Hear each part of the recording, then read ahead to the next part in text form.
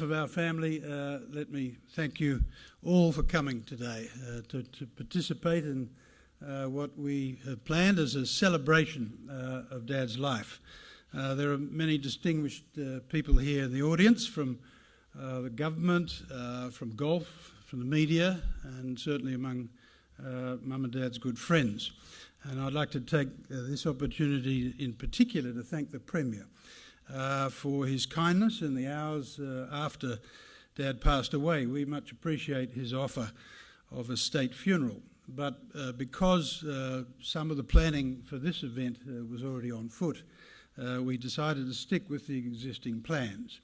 But nevertheless, we're very grateful for the offer and we won't forget it.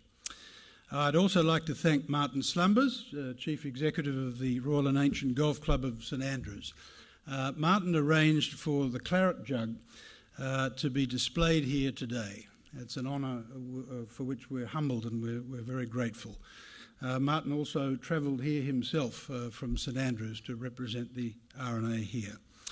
Now, the claret jug is the trophy of the Open Championship. And as many of you know, Dad played the Open 30 times in his lifetime. He lost 25 of those times. That's the way he put it. And in 1965 at Royal Birkdale, he won his last Open Championship, and he brought the claret jug back here to Melbourne. I was 4 years old at the time, and I was allowed to take it to my prep school to show my school pals. But that afternoon, when I came home from school, I burst into tears. What happened? Dad said, as he took possession of the trophy from me. I said, well, I was rubbished at school between sobs. One boy said his father's got a dozen of those. And so Dad got a real kick out of that because as much as professional golf, he loved club golf. He said club golf was the plasma of the game, and people going out on the weekend to try their luck and maybe come home with a trophy just like he did. So today is a celebration. It's not an occasion for grief or too many tears. Since Dad passed away last week on Wednesday morning, we, the family, have had to reach for the tissues and the Glenmorangie from time to time. But we've also had a few laughs. And Dad, as you know, had a very wry sense of humour, and it's still part of our family. Indeed, about an hour or two after he died, with Brendan Maloney's kind help, we sent out a press release to inform the media that he'd passed away. And within a few hours of that, some of the golf clubs and other organisations with which he was affiliated sent out electronic newsletters informing their membership that he'd passed away. Now, inevitably, I suppose, Dad received some of these newsletters himself by email. And two of them were personally addressed. I won't say from whom, but they read, Dear Peter, we're saddened to report the passing of one of the icons of Australian golf, Peter Thomson. So we had a great laugh at that, and we thought of replying on his behalf, if you insist, quite right. But we let it be. Dad would have had a great laugh out of that. So we golfers always do our best to avoid slow play, so let's get on with today's tribute. So can I ask the Premier to tee off first?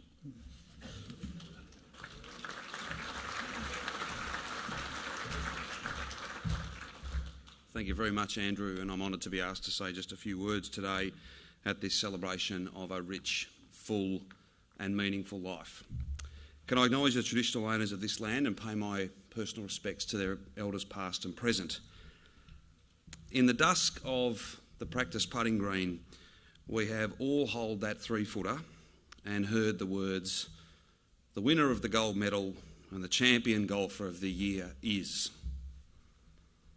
For Peter Thomson, there were 5 such victories in the game's oldest, most democratic of tests. He could just as easily, ladies and gentlemen, have won 5 more. Peter Thomson was a tactician, a strategist.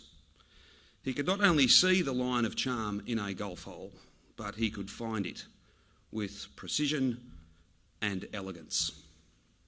His remarkable playing record makes him our best ever male golfer and a true great of the game.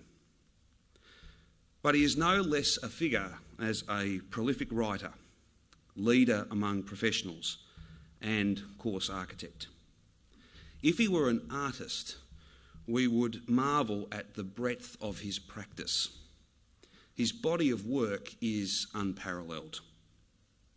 But despite the simplicity of his accurate, precise play, Peter Thomson was a man of complex and diverse interests. Golfer, yes, but much more than that.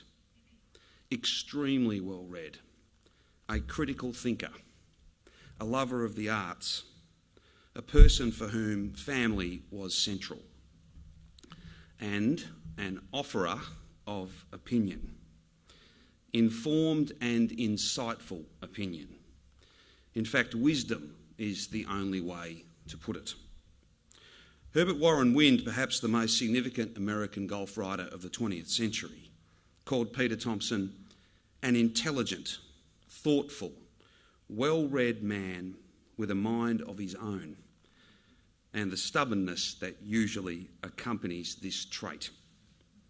Thomson, he said, is quite a different person from the ordinary American professional. Herb was right, because when Peter spoke, he actually said something, a quality that seems to elude many in the modern game.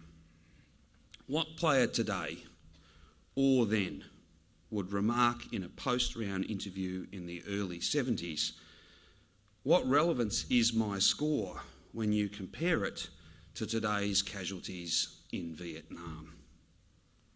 Peter Thomson was more than a player, more than a golfer too.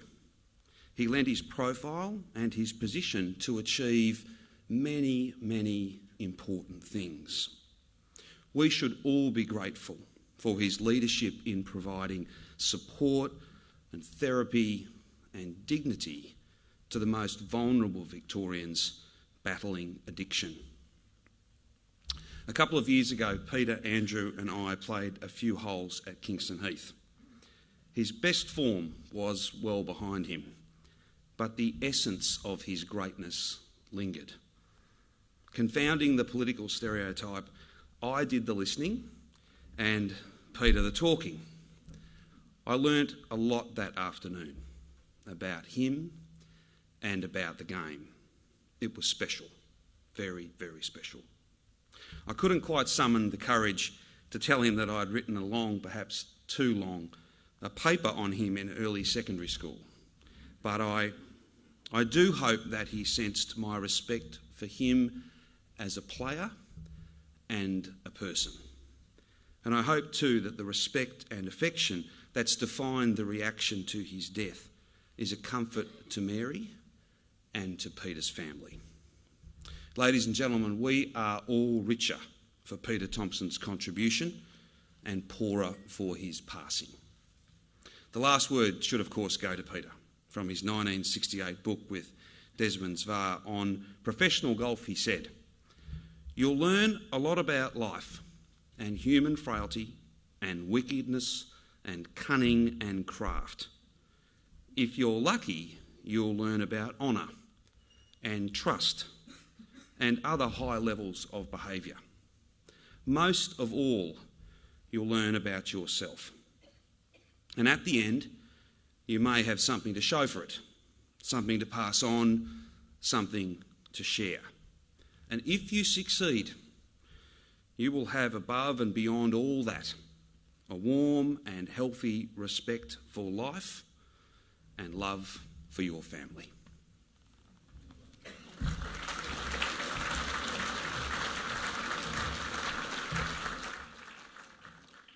Thank you kindly. Can I ask Sandy Dawson on behalf of the RNA? Sandy is only the second man from the Commonwealth of Australia to captain the club, please.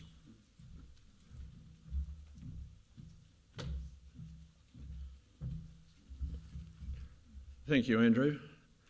First of all, I'm very honoured to be asked to speak today. I'd like to say a little bit about Peter Thomson, the golfer, Peter Thomson, the man, and about his involvement with the Royal and Ancient Golf Club of St Andrews. Tom Watson, the only other 5 times winner of the Open Championship in the last 100 years, said, "The golf world has lost arguably the greatest links player in history." There is good evidence for this comment. In an 8-year stretch from 1952 up to and including 1958, he won 4 Open Championships and was runner-up in the other 4. His rhythmic golf swing and his marvellous temperament meant that under pressure and when required, he nearly always hit the shot that the situation demanded. In the modern era, only he and Tom Watson have won 5 Open Championships. Jack Nicklaus won 3, Tiger Woods won 3, and Greg Norman won 2. Peter also won 10 National Opens, including 3 Australian Opens and 9 New Zealand Opens. Pat Ward-Thomas, one of the great golf writers, said of Peter Thomson, "I never saw a golfer who seemed so assured of his destiny. There is about him an unmistakable air of success in the assurance of his bearing, the lightness of his stride, the set of his head, the clear, decisive mind, and the cool, often smilingly casual acceptance of fate." He has been ABC Sportsman of the Year. He's been awarded an Order of Australia, an OBE and then a CBE. In 1988, he was inducted into the World Golf Hall of Fame. In 1998, he was the honoree at the Memorial Tournament at Muirfield Village Golf Club in Columbus, Ohio. He was also awarded an honorary doctorate from the University of St Andrews, and he was an honorary member of 19 golf clubs. But he was so much more than just a great golfer. Jack Nicklaus commented, "I always respected Peter Thomson, the golfer.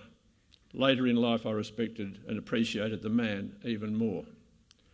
Peter gave unstintingly of his time to the development of upcoming Australian professional golfers. Well, upcoming at the time, like Greg Norman and Ian Baker Finch, both of whom went on to win the Open Championship. He was president of the Australian PGA for over 30 years, and he was a major influence in the development of professional golf in Asia. As Ian Baker Finch said, "Australian golf thanks you for your iconic presence and your valuable guidance over the years." Jason Day said, "Peter gave all Australians something to aspire to, both on and off the golf course." I knew Peter for almost 30 years. In spite of his amazing record, he never appeared arrogant, but there was no false modesty either. He described things objectively, unemotionally, and in an almost detached manner. I once asked him which was his favourite Open Championship. I thought he might choose his 5th Open in 1965, the year he beat Lima, Palmer, Player and Nicklaus, and the time he brought the claret jug home and let Andrew take it to school. But unhesitatingly, his selfless response was 1960. That was the year his great friend Kel Nagle won the Centenary Open at St Andrews. As Sir Michael Benellick, a past secretary and a past captain of the R&A, said, one of his many and great qualities was his modesty. Michael then related an anecdote which perfectly illustrates that, and I quote, "As you know, Peter and Mary used to spend a good deal of many summers at St Andrews, where they made many friends, with Peter sometimes playing for the R&A in matches. In one particular match against St Andrews University, introductions were made on the first tee, but with no mention of Peter's fame. After about 4 holes, one of his student opponents politely remarked to Peter that he looked as if he'd been a really good player when he was younger. Peter thanked him and said he did have his moments. The student asked him what was his lowest handicap, to which Peter replied that he'd been a professional and so had no relevant handicap. The student, now becoming slightly impressed, asked him if he had ever won any tournaments, with Peter replying, as he would, "A few." "What was your biggest win?" was the next question by a now slightly flustered young man. The reply of the Open completely floored him. "Wow, when did you win that?" When Peter reeled off the 5 years, the young man's face went redder and redder, and his mouth opened wider and wider. Needless to say, Peter and his partner won the match comfortably, and Peter added another hero worshipper to his many thousands. He had a great affinity with the home of golf, St Andrews, and in particular with the Old Course.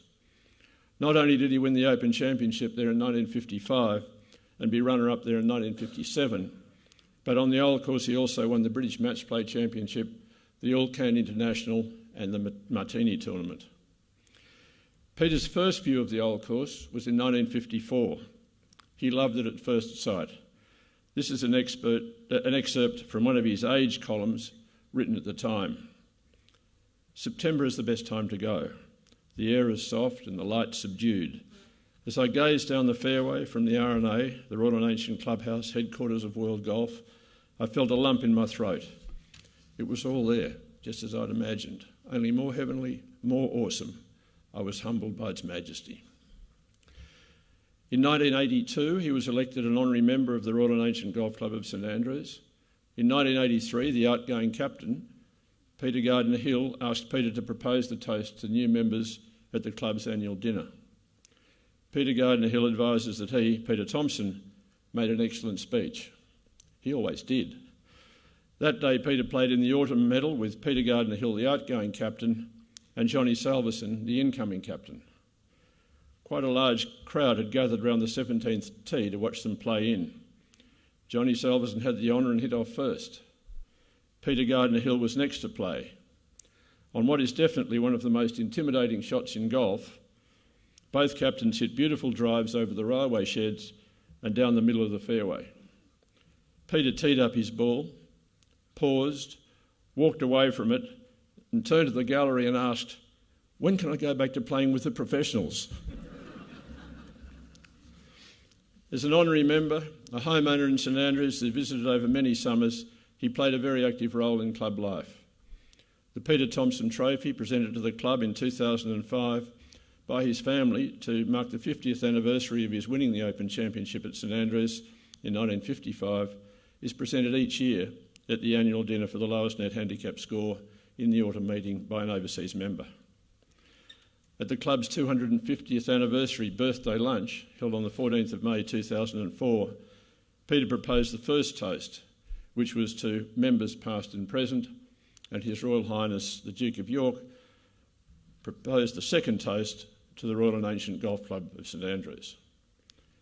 As Tony Walker points out in his book, The Peter Thomson Five, Peter is probably one of Australia's 5 most iconic sports people. Tony Walker concludes his book by asking the man to whom simplicity is everything a wonderful question. What does golf tell us, or should tell us, about life? Thomson replied, "Play the ball where it lies." That's probably it. Ernie Els called Peter a true legend and one of sport's real gentlemen. In 2016, Peter was named Australia's first golf immortal by the Australian PGA. Peter's comment was, "This award, the Immortal, if it works, may mean I will never need a funeral." Our memories of him and his reputation as a golfer and a gentleman will last forever. In that sense, he is immortal. Thank you.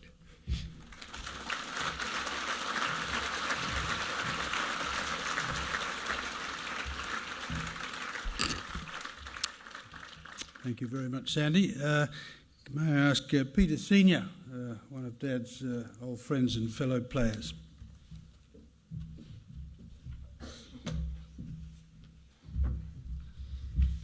Hi there, I'm here to speak on behalf of the PGA and its membership. It's always a sad time to hear the passing of someone you've always admired and respected. We all know of Peter's tournament achievements, 89 tournament wins, and of course 5 of those Open Championships. Peter continued to shape the game following his playing career. Now, as everybody knows, there's a lot of stories go around, and nearly every player has a Peter Thomson story. It was early in my career. I was playing at St Andrew in the Open Championship, and I'd gone off early on the Tuesday to have a practice round, and I know Peter was commentating that week.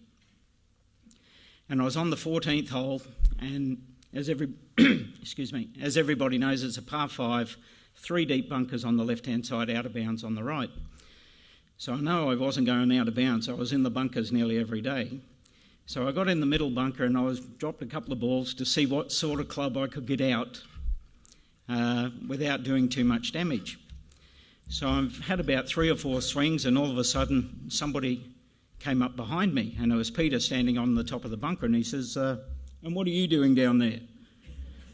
And I said, I turned around and got a bit of a shock. I said, "Oh, Pete," I said, "I'm just trying to see what club I can get out of these bunkers." And he said, "Yes, I was walking down the 5th hole there," and he said, "I saw all this sand coming out but no ball." So I came over to investigate. And I turned to him and I said, "Pete, you've done really well on these sandbelt courses." I said, "Is there any trick to getting out of these?" I said, "Did you do anything different?" And he said, "Oh, I don't know, I was never in any," and walked off. And he just walked off. Peter was a member of the PGA since 1952. He had a great successful course design career with more than 180 courses in 30 different countries. He was instrumental in the development of the Holden Scramble that celebrated its 27th year and still remains Australia's longest running and most successful Pro-Am event.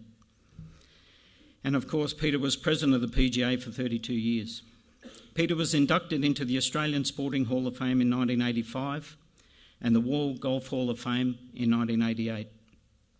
Above all, Peter epitomises the values important to the PGA, continuing to inspire players around the world. As a life member of the PGA and the first PGA Immortal, a deserving honour for Peter.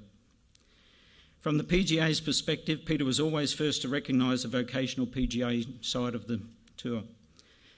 The professionals who coached the game, grew the game, serviced the golfers, played with the members and now manage facilities and continue to change the game. So on behalf of the PGA and all its members, thanks, Pete, for your contribution to our game.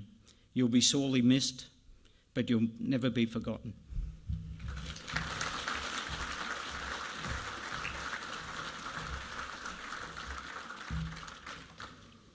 Many thanks, Peter. Next on the tee, Ranald McDonald.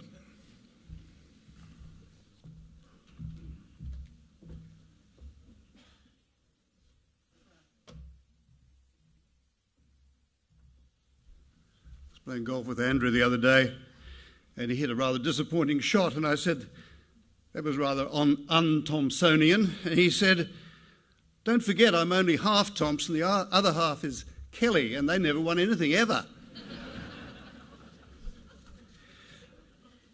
Now, Peter William Thomson, you've heard, had an honorary degree at St Andrews University to go alongside his applied chemistry diploma from the Footscray Technical College he earned in his youth. He was, and it's so hard to talk about him in the past tense, a truly remarkable Australian. In a world crying out for leadership, for integrity, a little humility, generosity of spirit, a sense of proportion and a commitment to public service, Peter Thomson, or Placid Pete as he was known, was the exemplar of all those qualities. One telling example, which follows on from Sandy's reference to Kel Nagle, is in the room named after Peter at the Sorrento Golf Club. It features some of his trophies and photos of him with the rich and the famous and the unrich and the unfamous. And right in the centre of the display is the photo of Peter embracing his great pal Kel on his win at the 1960 Open at St Andrews. And Peter's own caption to it reads, "My happiest moment in golf." Another example was when I was living in Boston, teaching in Boston. I got a telephone call, and in his slightly mid-Atlantic drawl, Peter said, "For some reason, Jack Nicklaus has chosen me to be honoured at his Muirfield tournament in Ohio. Would you speak for me, as I need to get someone who will make me appear better than I was?" So my talk there drew on a newspaper article declaring him Peter the Great. And I found myself speaking to a rather surprised group of the competing professionals and a large crowd of Americans, suggesting how appropriate that description was because the other Peter the Great, Tsar of Russia from 1672 to 1725, was also a remarkable organiser, a deep thinker, innovative, a creator, and think of St. Petersburg, for example, had a great plan and fought many successful battles. Admittedly, he didn't have Peter's laid-back sense of humour, and certainly was not a golfer. Also, the Russian Peter was born to power and to position, while the Australian from Brunswick and from modest beginnings had to earn his recognition and exalted status. Peter Thomson was the first Australian professional golfer to make a living plying his trade all over the globe, with a smile, a jaunty stride, and always impeccably turned out. Now, some would say Von Nider was, but the Von was a club professional and he taught as well. Peter wasn't. And of course, he won his 5 British Opens. And it should be remembered that he started at the age of 21 when he came 6th. And then second to Ben Hogan, first, second, and then first again. Over his first 21 years, 18 times finishing in the top 10. And twice, alongside Kel Nagle, he won the World Team event, the Canada Cup, as it was then called, with their win at Royal Melbourne in 1959 playing a major role in the popularising of golf in this country. He won, pick a number really, because there were a whole lot of minor ones or middle-level ones that aren't counted, but some 100 tournaments all around the world with 19 National Opens. He joined the Seniors or Legends Tour in the States in his mid-50s, and in the year 1985 won 2 majors and 7 other events. As a leader, as you've heard, he chaired the Australian PGA, and with his frequent trips to Asia and the Pacific, he pioneered the surge in Asian golf. But he had to promote, speak, and attend official pre-tournament functions in his leading role, while all the other competitors, Peter included, could just practice, Peter Senior included, just practice and relax. Poor Peter had to attend every single thing and make a speech every time. So he played an extraordinary role in pioneering and promoting the Asian circuit. And it also should be noted that during his 32 years as head of the PGA here, club and tournament professional golfers were recognised for their contribution to golf and became welcome in clubs, with many becoming members where previously they were veritable outcasts. Peter himself is, of course, honorary member of many clubs, including the R&A and Royal Melbourne and the adjoining Victoria Golf Club, which gave him his start. He took up the game hitting balls that he found around the Royal Park 9-hole golf course. And by the age of 15, he won its club championship. And then, to quote his own words from the history of Victoria Golf Club, quote, "I joined Victoria as a teenager at the kind steerage of old friends who perhaps saw in me some points of interest." Just because I'll talk about his writing later for The Age and elsewhere. Just think about that sentence. I joined Victoria as a teenager at the kind steerage of old friends who perhaps saw in me some points of interest. It's beautiful. I immediately won a place in the interclub side of 8, scraping in the last spot, and in so doing started a career of competition that carried me from Park Road to the far corners of the earth. Never have I forgotten the lessons of etiquette and good manners that were part of club life at Victoria. Whatever glory I may have brought to Victoria, it is but puny compared to the impact the club has had on me. Its effect is immeasurable and hardly describable. I'm forever grateful. And incidentally, when Peter turned professional, the club appointed him its playing professional. And so, as he said, every entry he lodged for an event thereafter carried the name Victoria Golf Club. He was paid a token retainer annually of £5 a year. And according to the late golf writer, the wonderful Don Lawrence, never did Peter draw it down.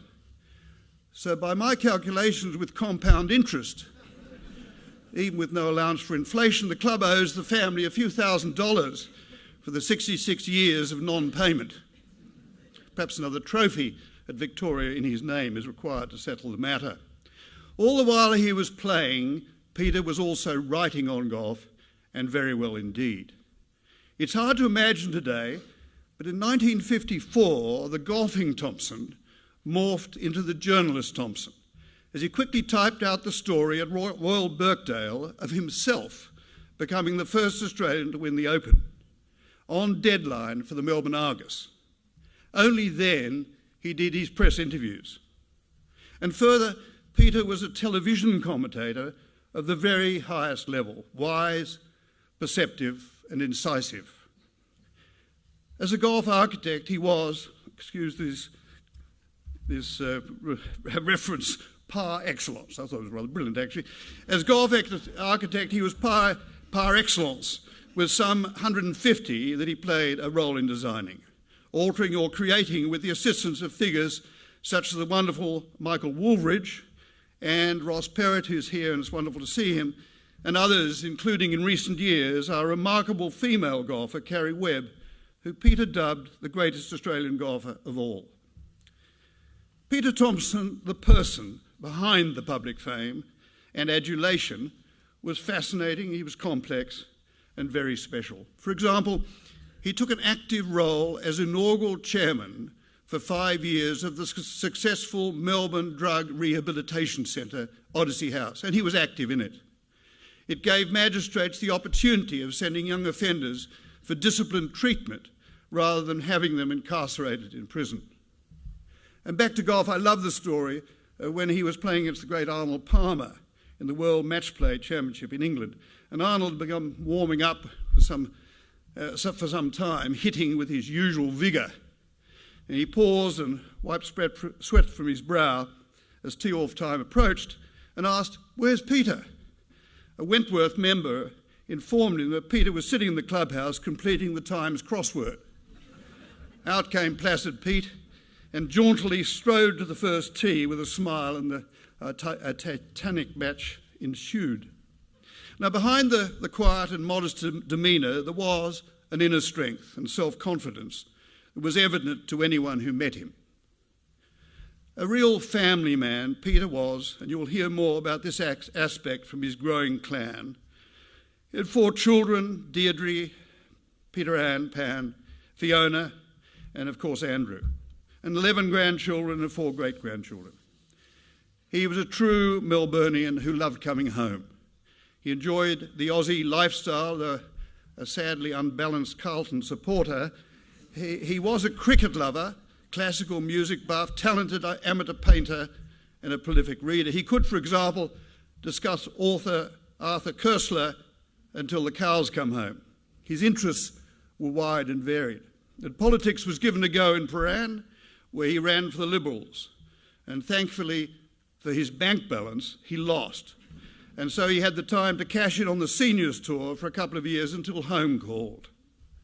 Now, enthusiastic club golfers, the could-have-beens or the want-to-bees, often leave the impression, talking about their own golf, to frequently reluctant audiences, that they're better than reality shows. In Peter's case, we have had people to dinner at home who sat beside him and when they left didn't know that he actually played the game. He was such a modest man with a wonderfully ironic turn of phrase. The usually persuasive Tony Charlton and I tried to get him here to celebrate his 75th birthday at the MCC, as we knew many of his friends and admirers would have loved to have attended. Peter, though, demurred, and he said, "All I did was hit a golf ball around." So we ended with dinner for 12. I think he would have smiled wryly at the headline on Michael Clayton's wonderful tribute carried in the Age newspaper last week, the paper that carried Peter's unmissable columns for so long. It reads, "God among golfers, Prince among men." I want to end by paying a special tribute to Mary Thomson. She and Peter were a great team. And since Peter increasingly became affected by Parkinson's disease, Mary has been just incredibly supportive, thoughtful and considerate. But then she's always been so supportive, so generous, so kind and so considerate. Peter's family has also been terrific, all of them, and very special they are too. I will end by quoting John Clark, the late ABC satirist and a real golf enthusiast. He wrote this about Peter. "When I was growing up in New Zealand, you knew it was summer when there were nectarines on the ground and pictures of Peter Thomson in the paper. He looked elegant, compact, determined and ironical. I played a bit of golf with Peter over the years and have had the opportunity to study him at close hand. He is elegant, compact, determined and ironical. And he won the New Zealand Open 9 times.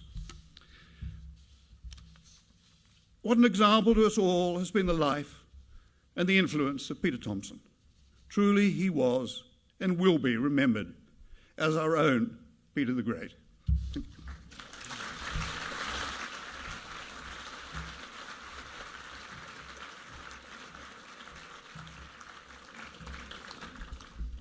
Thank you very much, Ronald. We'd like to offer some recollections from some of Dad's grandchildren. So can I ask up to the stage Marina, Arthur, Lachlan Matilda Prendergast and Kyle Thomson. There may be another person present. So let's start with the firstborn of the grandchildren, Marina. Go ahead. Okay. Thank you, Andrew. Oh, it's wonderful to speak to you. I'd like to just say a few words as Peter's first grandchild and introduce his newest great-grandson, Ash Arthur. Tui, as we called him rather affectionately, which is Fijian for chief, really was a wonderful grandfather. He truly loved children, and I just remember him always having a keen interest in our achievements, and I do also remember he was such a ponderer, and he offered those insights to us as children, and it made me excited to become a grown-up and live life like he did. We really enjoyed visiting his many beautiful homes hosted by Memi, so Mary, and those are in Port Douglas and St Andrews and Portsea and Melbourne. We were always so welcome, and we had a wonderful time there. He also visited us in our home, which was really special. He's just such an incredible inspiration. I loved how he achieved so much and always seemed to be enjoying himself. That was great, and I'm always really proud to tell people that he's my grandfather, and I can't wait to tell little Ash all about his life as his great-grandfather. Thank you.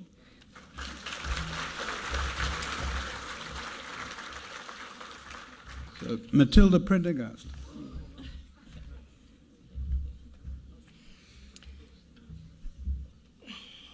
Most of you knew Peter as the Open champion and a legend of golf, but to his 11 grandchildren he was known as Tui, a caring, kind and amazing grandfather who we looked up to with admiration and respect. Tui never had to be the life of the party to hold the heart of a party.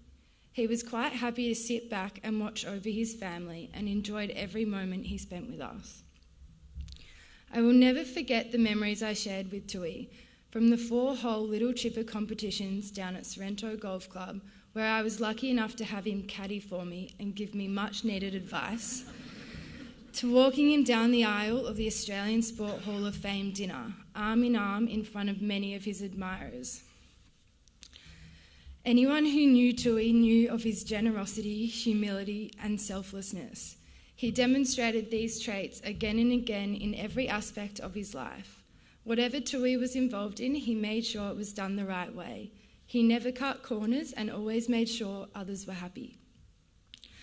Tui and I had a bond like no other. He gave me advice when I needed, and I knew he always had my back. Tui is my hero and will continue to be for as long as I live.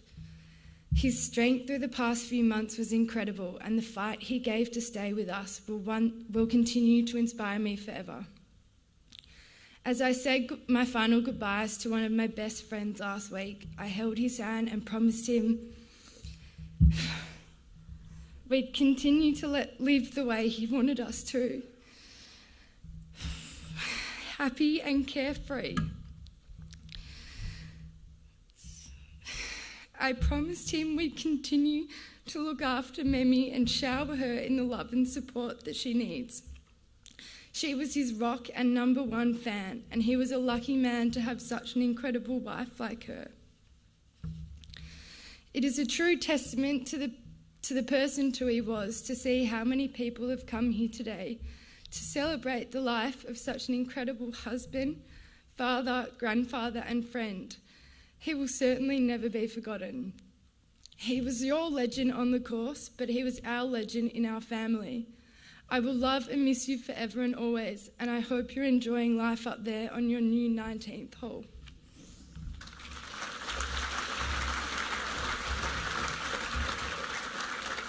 Lachlan Prendergast.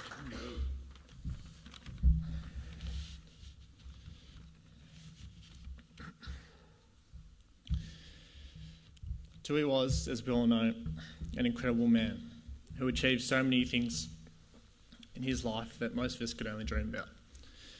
So many of which wouldn't have been possible without the support of his loving wife, Mary. Mem, I just want to thank you for sacrificing so much over the last few years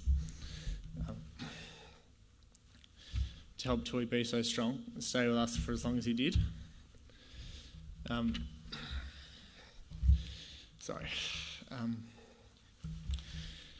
Your love and devotion to him over your lives together, and especially the last few years, it's been nothing short of amazing, and you're so lucky to have you.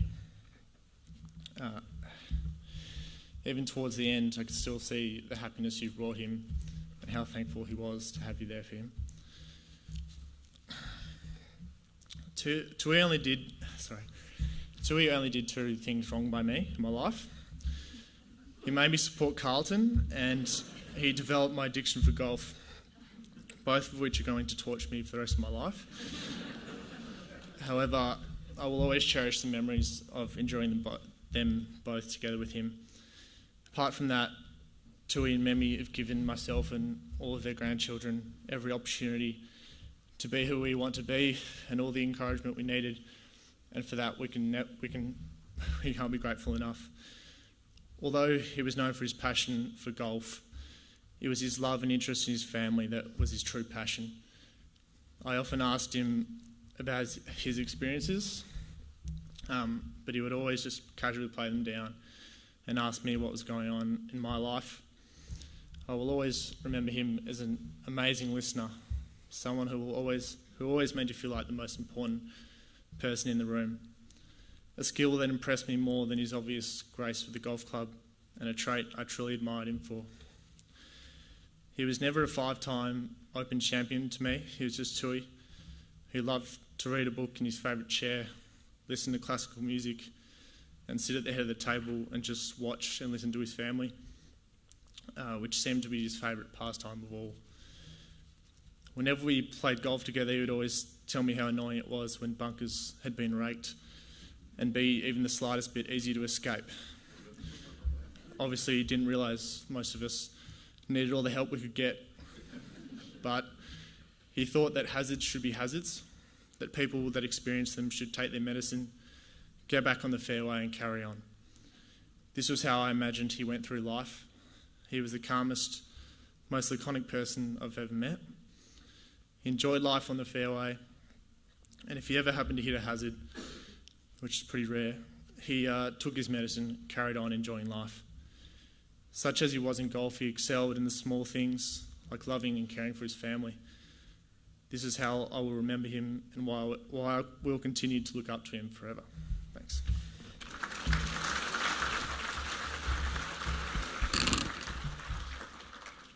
Good afternoon. I'd like to read something to you that my grandfather liked.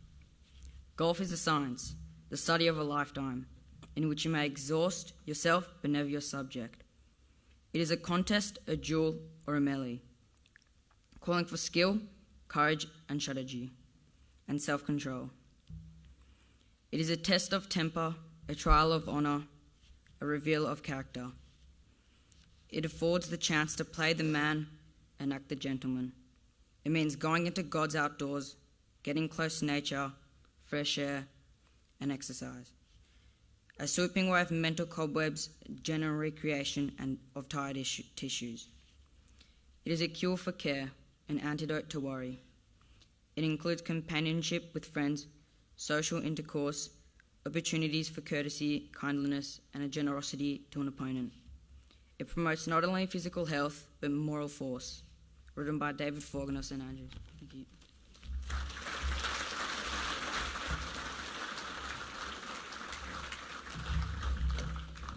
Thank you all. Well said. The last of the spoken tributes today will come from Mike Woolveridge, Dad's longtime friend and partner in the golf course architecture practice.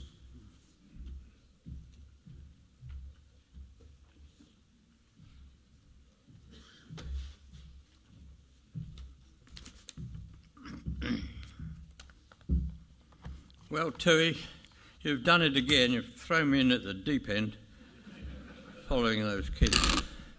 Terrible. I can't swim. I've been in hibernation for years, and I need notes. I'm sorry. I better get the glasses on. I'm nearly dead.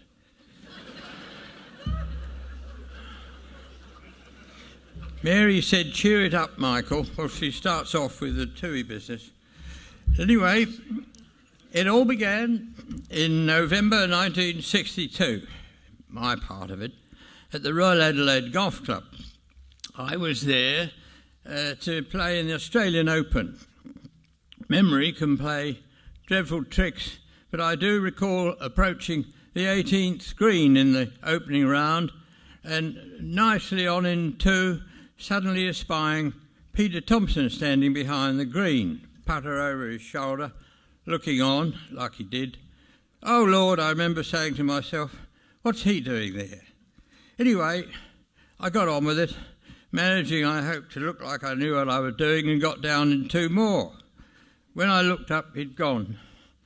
That evening, there was a cocktail party at the home of Dr. Bill Ackland Horman, distinguished member and president of everything.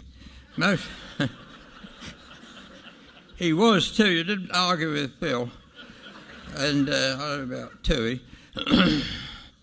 Most likely a club captain, club champion in his day. I was invited along with other overseas players and a handful of top Australian golfers. I recall quite clearly chatting with Dr. Bill and his wife Grace before breaking away to help myself to a rissole. Oh, not funny. It's a wartime treat that neither the doctor nor I could resist. Tucking into my rissole, in a quiet corner of the room, a voice behind me mentioned that he had not come across me hitherto. Well, you know who that was. It was Peter Thomson. I was thrilled to meet him. He'd been a sort of hero prior to my leaving England. I very much admired the uncluttered way he seemed to go about his golf, and of course he won virtually everything. They referred to him in Britain. They referred to his visits as the annual slaying of the lambs. So I was meeting the slayer for the first time. As we chatted, I was encouraged to recount some of my adventures after leaving England for Bermuda and becoming Archie Compston's protege at the Mid-Ocean Club. You don't know anything about this, but it's a lovely place, and Archie Compston was a very fabled golf professional. And I was very lucky, thanks to Henry Cotton, to get to be placed under his wing, you might say. Peter was laughing, and he called Kel Nagle over as they chatted with great joy, I thought, over some of those stories, adding a few of their own. Both were pleased to know that someone from the old country had made a move at last. There was much mirth, and our host, Dr. Bill heard the racket and joined in, came over, and thus began over a humble risol some fine chat and my lifelong friendship with these three mighty Australians. During the closing ceremony at Royal Adelaide, with Gary Player hoisting the trophy, the best I've ever played in my life. Oh dear, sorry. I ran across Peter Thomson again, whom, he shows though he's still showing. I ran across Peter Thomson again, who mentioned he was driving to Melbourne in the morning. Would I like a lift? I waited Peter on the footpath outside my motel early next morning. I was there. I knew a bit about fine motor cars, particularly the throaty burble of an Aston Martin when I heard it. A Scarlet DB2 pulled alongside my modest little pile of luggage, my worldly belongings. Must have looked like something out of Charles Dickens. No, I forgot where I was. Right. Here we are. No matter. We were cramped for space, and extra gear was sensibly rearranged to fit, with the Woods joining me in the passenger seat. No sooner was I aboard than the bonnet sprung up, and Peter was adjusting the carburettors with his screwdriver. She's running a bit rich. Closing the bonnet, I'm sitting with the Woods. He fiddled momentarily with half a potato in removing a few difficult spots on the windscreen. And finally, he put on his driving gloves and we're on our way. I noticed that Peter referred to his motor car in an affectionate vernacular rather similar to my own. She doesn't get out much, he said, over there, isn't it? As I settled into my seat. Needs a good canter. This is the best chance to clean her out, Michael. I nodded in sage comprehension. I got through the first page. That TUI business threw me for a minute. I suppose we should have indulged in 7 or 8 hours of golfing chat as we burbled merrily southward through Victoria. In fact, golf was far from the reality and my mind was most widely exercised. I was learning that if you want to talk about golf, Peter was the last person to sit next to. We've already heard that, and it's true. By mid-afternoon, we arrived at the Thomson's house in Toorak, an elegant establishment where I met Mary. Delightful, pretty, and very pregnant. Andrew, making himself known, was no more than a year old, and at the time displaying no obvious eccentricities, was sitting next to his mum. Sorry, Andrew. You earned it. Tea was made, and I leapt up to help. I think Mary must have approved, because eventually she said to Peter, I think we'll put Michael in the back room. Peter nodded, and I quickly adjusted to living at the Thomsons. There were still a couple of events to play in Sydney, and we were soon back in Melbourne. And Mary was about to produce a daughter any minute, and the time was fast approaching for my return to California, where I lived. When one evening I broached the subject with Mary and Peter, Peter surprised me with a little monologue. There he goes. It's been a full year. I won't take him off because it's not the right time. It's been a full year, and I'm about to take a few weeks off for Christmas and so forth. So we'll go down to our place in Portsea. Toward the end of January, I'll start to practice Victoria and Royal Melbourne for the Far East Tour, which begins in mid-February. Golf is really catching on up there, though it's still early days. Throughout the Far East, they play their National Open Championships in Manila, Singapore, Kuala Lumpur, Bangkok, Hong Kong and Tokyo. Kel and I are the founding fathers of this tour, and along with Norman von Nyder are dedicated to supporting it. Why don't you join us? Here he goes again, see, getting people into it. It's great. I countered that I welcomed the idea, but I was contracted and supposed to play at least 15 PGA events on the American tour. He said, "Oh, Michael, silly, see the Ashes, get 5 or 6 National Opens under your belt and start the US tour somewhere in Florida after the Japan Open in March." I did that for years. Couldn't disagree with that, so probably a trifle agog at this surprising suggestion, I might have mirrored a perplexed schoolboy caught with his fingers in the marmalade. It certainly felt so until Peter said there'd always be somewhere for me to stay. Mary smiled serenely, nodded. That did it. A small epiphany from nowhere, to which I responded with a grateful grin and something like, "What a great idea." We clinked glasses, and thus began the next 50 years of great friendship and partnership. After, nearly over, I have to say the last bit. After Peter won his 5th Open at Royal Birkdale, which I played in, not very good though, we joined, no, I got the wrong spot again. He joined up with me and John Harris in a firm designed to design and build golf courses. And we managed a couple of hundred. It was a wonderful 40 years. I expect he's up there now playing 9 with Kel, his great and wonderful pal. Bless them both. Thank you.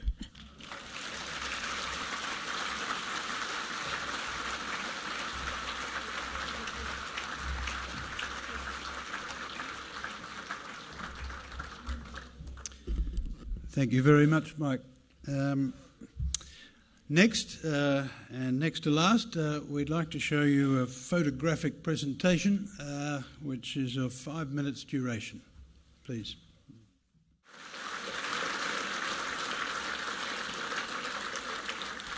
Thank you very much. Finally, my mother would like to make some concluding remarks.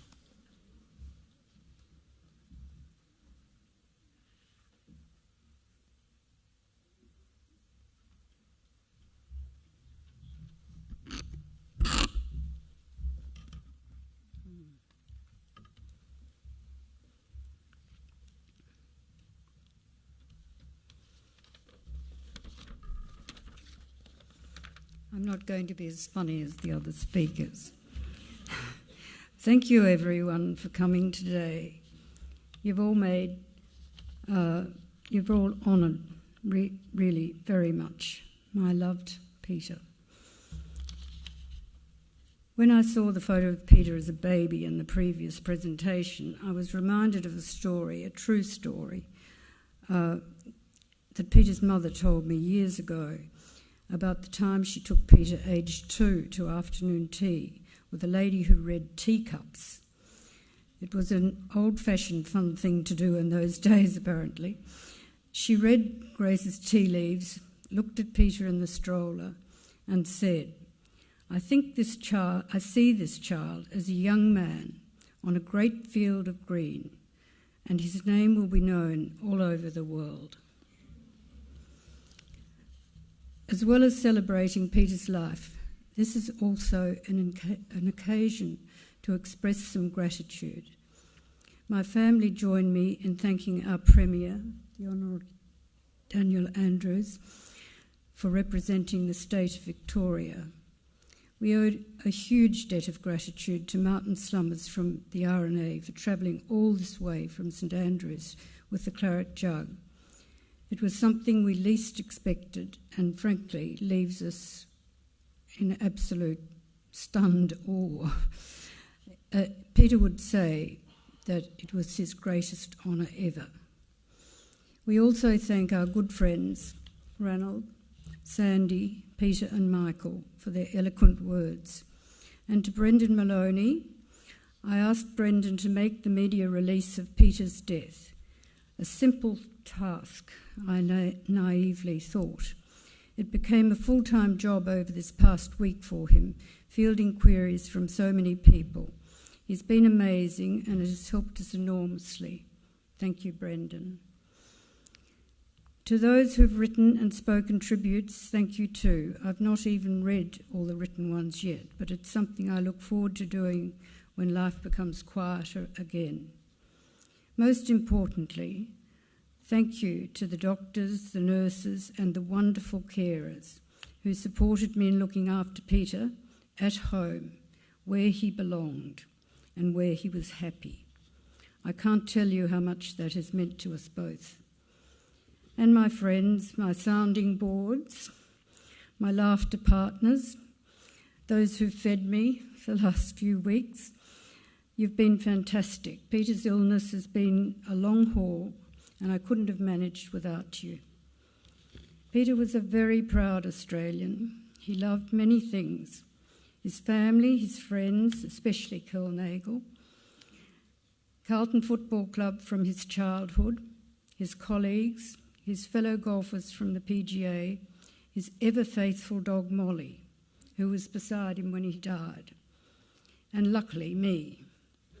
He often started my day during our 60 years together by saying, "I love you so much." He adored his children, his grandchildren, and his great-grandchildren. Lachlan, who spoke today, flew in from Italy late last night just to be with us this afternoon, and will return to Italy early tomorrow morning. Marina came from Canberra this morning with baby Ash, and the other family who are away travelling have sent messages telling us how sad they are to miss today. We all loved Peter, Dad and Tui, and we'll miss him terribly, but we've had a wonderful life, and we have some incredibly happy memories to sustain us, so no complaints. Lastly, which I'm sure will be a great relief to you all, on certain occasions Peter used to say to me, "Mary, pull yourself together." So I'll do just that, and after listening to Auld Lang Syne played by the bagpiper, we invite you to join us for refreshments in the long room. Again, thank you all for coming.